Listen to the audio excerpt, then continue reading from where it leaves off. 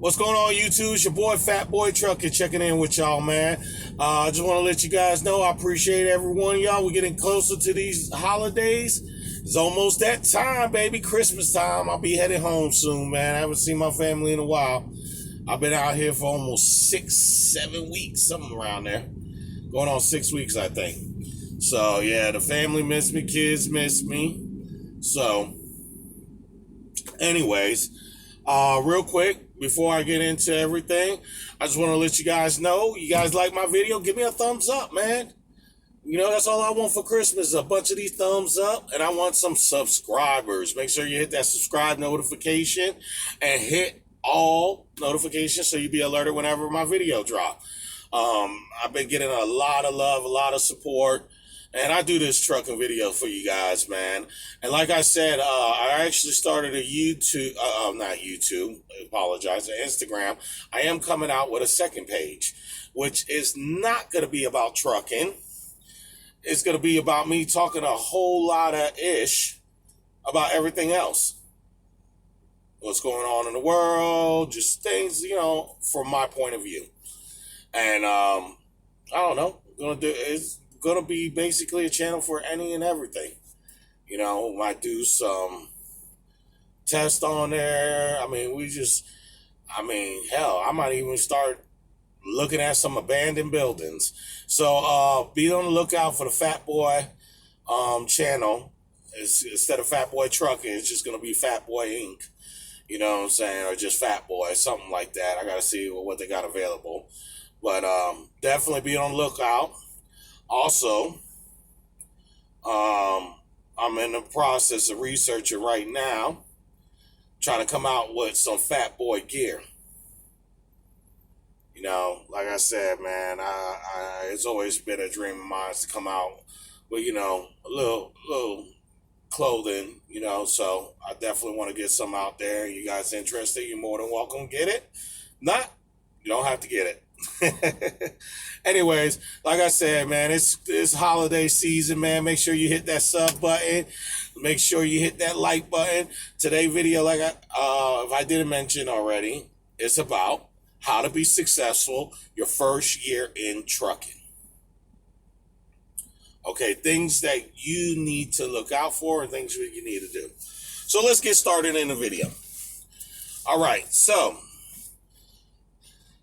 your first year of trucking, and I'm going to tell you right now, and I say this over and over and over and over again. The hardest point and the hardest part of your first year is actually getting through those first 2 months of training or however long it is for whatever company you're choosing. You got to remember, okay? You're stuck on a truck with somebody you do not know. All right. The first couple days it seems cool, but being in such a small confined space, eventually it's gonna happen. Y'all gonna irritate each other. Even if you do get along, y'all gonna irritate each other. All right. And your best advice I can give you is keep your head down and just get through it. Like I said, I forgot what the exact percentage, but it's something like, you know, 75-80% don't make it through that training. They can't deal with it. They can't deal with being locked up with somebody else. So it's tough. I mean, I almost gave up a couple times. I'm sitting there, my trainer was actually pretty cool, pretty decent, a funny dude. Had me crack up. He was a biker, you know, but like, you know, after a while you just get irritated with the person, you know, any little thing, you know, and like I said, you locked on a truck for 30 days. One, you sexually frustrated. You ain't got none in a while. You on this truck, you can't relieve yourself. So now every little thing is starting to irritate the hell out of you. Man, I remember I was smoking so many damn cigarettes when I was training because I'm always stressed the hell out. I'm like, talking about, baby, when I get home, girl, oh my God, I'm gonna break your back when I get, you know, you're just so frustrated. I mean, people don't talk about it, but it's true. You on this truck. Now you got somebody on here, you know what I'm saying? You can't just pull it out or do whatever you do. If you're a female, do whatever. I guess you can. If you're a female, you got a guy in there, or however you guys decide to roll, you do whatever you want. But the likelihood of you doing it is not going to happen. And then you can't talk to your significant others the way you normally do when it's just you guys talking. You don't want everybody to know your business and what's going on in your family life. So it's just overall frustrating. Not only that, well, like I said, my training, even though I got a Bluetooth headset or anything, I did not talk on the phone while I was driving. Some trainers will flip out over it. And I know it's hard. I had one trainer because I started a training on one account, didn't like it. I ended up switching. I mean, he got mad because I was texting on my off time and talking. He talked to, when I trained, I didn't have nobody. I was like, oh, look, you're already being a little hater. Let me go ahead and just get me a new trainer. You know what I'm saying? I was like, I can't do this. All right, you ain't going to tell me I can't talk to my family on my off time. So, yeah, I definitely jumped out of it. But like I said, it's very frustrating. That is the hardest part. Once you get to test out and get your own truck, it becomes a lot more easier, but there's still a lot of things you need to be careful of. But like I said, being on the truck with the trainer, man, there ain't no other thing but to keep your head down and just get through it. Try to argue as least possible. Always listen to criticism. I hear most of the arguments, most of the people get in fighting truck. You got to remember, these trucking schools train you to pass the test. That's what they train you for. And it's so funny, like our school the one I went to, they were so honest. They're like, yeah, we're just training you to pass this test. You ain't going to learn how to be a trucker until you get out there and train. Because I see so many people come in there so confident, think they know everything. They don't want to listen to nobody. Getting in fights with their trainer, and then within the first 3 or 4 months, they're in an accident. Those be the ones. It never fails. It never fails. I mean, even to this day, I've been driving for going on 15 months, and I still, to this day, listen, take advice. One thing a guy told me, I was at a shipper, and I was having a little trouble backing in. I made a little mistake, and almost jackknifed my truck. And this old timer, he said he's been, driving for 25 years. He came up there and talked to me, and he helped me out, get out of my bad situation. I could have been hard-headed and put myself in a worse situation, but guess what? I listened to him. And then the one thing he told me, he's like, the best advice I can give you. He said, I've been driving for 25 years. I own 11 trucks. And to this day, every day I learn something new about trucking. I always learn. He said, don't ever think you're too big to learn. He's like, that's the best advice I can give you out here in trucking.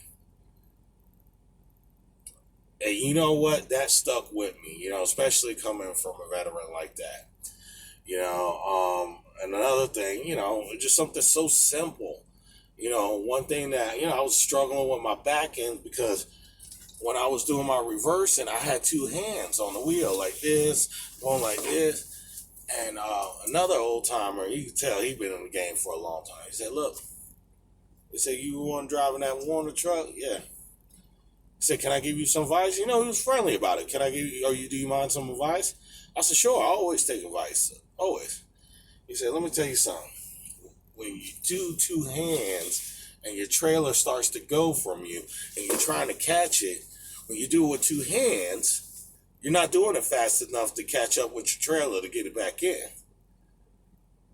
He said, when you do it one-handed, you can, and catch up with the trailer and before it goes, start swaying and get to where you got to turn around, keep pulling up until you get it right. And let me tell you, ever since that day, I've been whipping into all these trucking spots. I mean, easily. And it was just one little simple advice, one little critique, and it's helped my back end tremendously. Like, I am so confident in my back end now. And it's funny, my trainer told me, he said, you know what? He said, just keep doing it good. He said, one day you're not even going to realize it's going to light bulb switch and it's going to be automatic to you. I mean, today I went in here, boom, I'm in a tight parking at the truck stop, and I just whipped it right in with no any other time. I wouldn't even attempt it. My first 8-9 months, I wouldn't even attempt it. And I whipped it right in, no pull ups, went straight into the hole. So, I mean, and this is all comes from practice. I mean, like I said, I've been doing this for 15 months. And I'm still not as good. I mean, sometimes people come up to me, hey, you used to knew. I lied to them. Yeah, man, I just got out of school, you know? It's like, I'm not trying to embarrass her. Hey, I've been out here 15 months. I still struggle here and there. But, it is what it is. But the biggest thing is to be open to advice. Because guess what? Out here, everybody hates truckers, but truckers are the only one that look out for each other. Now, sometimes people might give you advice because they're pissed off. You're taking so long. Just take it. I got guys yelling at me, but guess what? They help me and back me in, even though I'm like, you that annoyed that I'm taking so long to back in will come out and help me. And guess what? They'll come out and help you because they're trying to get where they need to go. So, and just take everything with a grain of salt, man. Like I said, I don't sit here and get an argument. And even the truckers, after a while, they apologize. They understand. They were new once. They struggled once. So you just take everything as it goes. And the other advice I'm going to give you, and I can't preach this enough, all right? Almost 95% of your accidents is going to come from you hitting that trailer on something. Not hitting your tractor, it's going to be you hitting that trailer on something. Always watch your trailer. Keep your trailer in sight all the time. Know what your trailer is doing all the time. You should constantly, 3 seconds or 3 to 5 seconds, look to the side, check what's going on your side, check your trailer real quick, get your eyes back on the road, check that side of your trailer. Always know what's going around you and always watch that damn trailer. That damn trailer is going to get you in trouble. All right? That trailer is going to get you in trouble. If you don't pay attention, I almost end up in a bad situation very early on not paying attention to a trailer. But it took me one time, and my trainer said, you see what happened? You didn't pay attention to your trailer. You almost smacked the whole goddamn sign, took a sign out and everything, and he caught it for me. That scared me enough that I always keep my eye on my trailer. All right, I tell people all the time, keep your eye on the trailer. Watch the trailer. Keep your eye on the trailer. Trailer gonna let you know how far you gotta go out and turn. You're gonna watch it. If you're not paying attention, you're gonna hit curves, you're gonna take out signs, you're gonna do that. If you're watching your trailer, you're gonna know exactly how far you're gonna need to pull out and then make your turn. So that's why I say all the time, watch your trailer. All right. And then I think last but definitely not least, get out and look. When you're backing, get out and look and double check. Those few extra seconds of just you walking back there to make sure you're clear to pull that truck in there. I get it. When I first came out, I didn't want to get out and look. I didn't want to look like the rookie or the new guy. I'm like, oh, everybody's going to know I'm new, this and that. You get all these things in your head. Oh, look, you ain't never too cool. Get your ass out there and look. Get out there and look. I'm trying to tell you, get out and look. I do it to this day. I get out and look. I don't give somebody trying to back me in. I ain't care. I don't care. I'll hurt their feelings. I mean, I'm not trying to be rude or anything. They're helping me back in, but I'm gonna still make sure I'm clear because it's my license.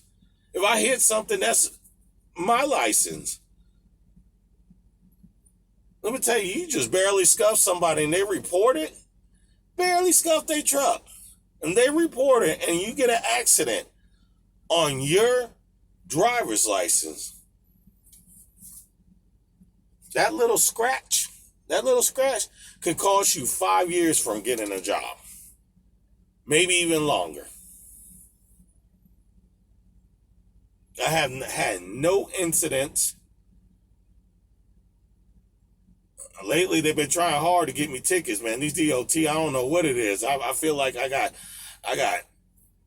some kind of radar on their thing. But guess what? I do everything properly. I get out and look.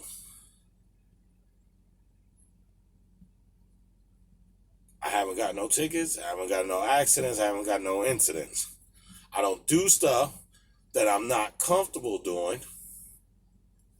You know, and like I said, I mean, yeah, you even see the old veterans out there. They'll get out and look. Guess what? They know their license is important. This is your livelihood. This is how you make money. Your job is to protect your license at all costs. And it's so many people that could have avoided these little accidents, things on the record, by just taking the proper precautions, by getting out and look, making sure you're clear, not driving too fast, watching your trailer, doing the things that you need to do. Guess what? I mean, if I'm in a situation, I was driving, I was over there in Colorado, the whole damn road was ice. I could have been like these other trucks. When I was driving down the road, I seen about 7, 8 trucks swerved off the road, piled into something. You know why I drove and got through? One, I knew it was snow. I'm not rushing. I don't care what my appointment time is. I'd rather be late than be in an accident. I don't like to pull over unless I just feel like it's absolutely necessary. But what I do is I just drive slow and steady. When it's raining really bad and the conditions are really bad, I drive slow enough till I feel comfortable. I try to keep going because I feel like if you stop, you might get stuck in that rain longer instead of just going slow and steady and eventually get out of there, and then you can go about your day. But if you had no choice, this has been a situation, it was raining so hard, I had no choice. I was like, I can't see a damn thing. It's really bad out here. I pulled over on the side of the road, or I'll try to find a nearby, well, I always look for a safe haven, pull off until it clears up a little bit or lightens up a little bit. Your job, even though they will put pressure on you, I'm not saying all of them, but they will put pressure. All you got to do is put in that calm. I do not feel safe. Guess what? Once it's in that calm, you message them, that can be tracked by DOT, everybody. They can't force you to still keep going after that. So you got to make decisions. DOT told me, one thing, and it stuck in my head because I almost got a ticket under my name.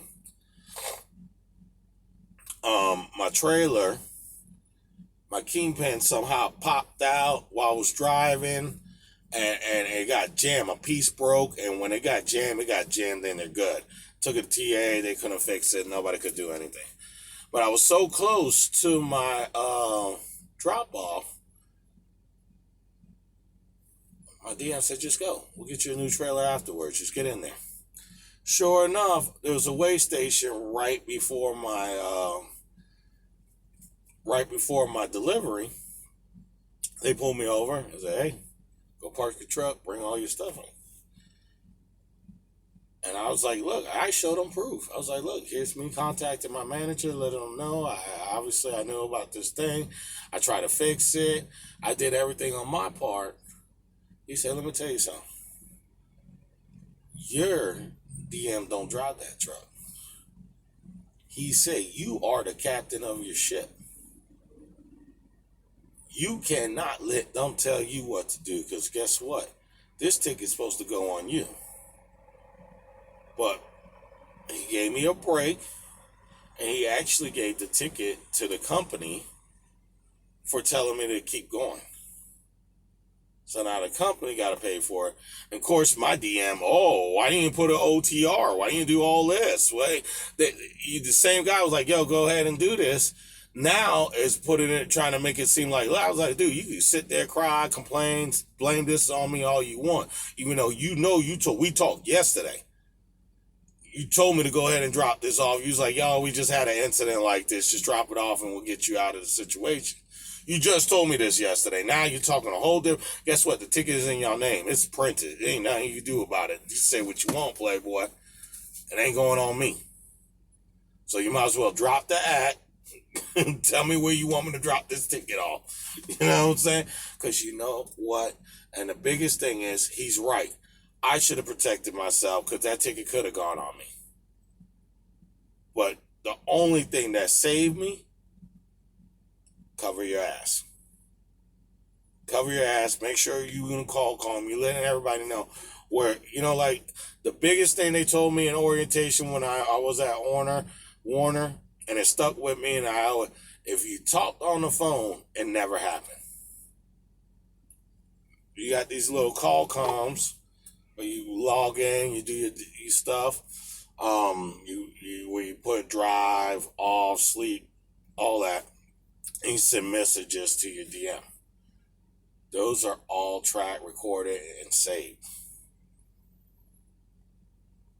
Cover your ass. If you're going to call them, make sure you send it through the call com too. I'm not telling you not to call them, but make sure you send it through the call com. Because when it comes down to it, when a fleet manager or you, he's going to go after you. Especially, if one thing they ask me when I'm fighting in a situation, they ask me, did you put it in a call com? That's the first thing they ask. Yes, sir. Yep, it's right there in the call com. You can look it up. This message, this time, this date. That's why they don't like dealing with me. I always cover my ass. So, we're going to keep it at that. I was trying to keep the video a little shorter, but, this is a lot of important stuff. And I'm telling you guys, like I said, your first year driver, let this be your guide to trucking. All right, take what I'm giving to you and live by these. And I guarantee you will do well in trucking. Okay? You will do well.